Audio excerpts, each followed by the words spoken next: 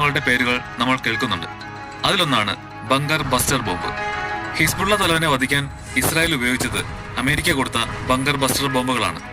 ഒരു മല പോലും തുരന്ന് 200 അടി വരെയുള്ള മണ്ണും പാറയും കോൺക്രീറ്റും ഒക്കെ കടന്ന് അകത്തേക്ക് ചെന്ന് അതിനകത്തുള്ള ബങ്കറിനെ നശിപ്പിക്കാനും ഒരു ഭൂമി കുലുക്കം തന്നെ ഉണ്ടാക്കാനും കഴിവുള്ള ബങ്കർ ബസ്റ്റർ ബോംബ് അമേരിക്കയുടെ കയ്യിലുണ്ട്, GBU-57. അപ്പോ എങ്ങനെയാണ് ഈ ബോംബുകൾ ഇതൊക്കെ സാധിക്കുന്നത്? എന്താണ് ഇതിന്റെ പ്രത്യേകത? ആകാശത്ത് നിന്ന് താഴേക്കിടുന്ന ഇതിനെയൊക്കെ എങ്ങനെയാണ് നിയന്ത്രിച്ച് കൃത്യമായ സ്ഥലത്ത് പൊള്ളിക്കുന്നത് എന്നതൊക്കെയാണ് ഈ വീഡിയോയില്. അപ്പോ തുടങ്ങാം.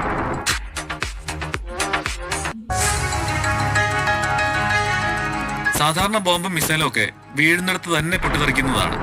പക്ഷെ അങ്ങനത്തെ ബോംബിങ്ങിൽ നിന്ന് രക്ഷപ്പെടാൻ ഭൂമിക്കിടയിൽ നല്ല കട്ടിയുള്ള കോൺക്രീറ്റില് ബങ്കർ നിർമ്മിച്ചു തുടങ്ങിയപ്പോഴാണ് ഭൂമിക്ക് മുകളിൽ പൊട്ടാതെ ഭൂമിക്ക് ഉള്ളിലേക്ക് തുരന്നു ചെന്ന് ബങ്കറിനുള്ളിൽ കയറി പൊട്ടിത്തെറിക്കാനുള്ള ബോംബിന്റെ ആവശ്യം വന്നത്. 6 അടി വരെയൊക്കെ കനമുള്ള കോൺക്രീറ്റിന്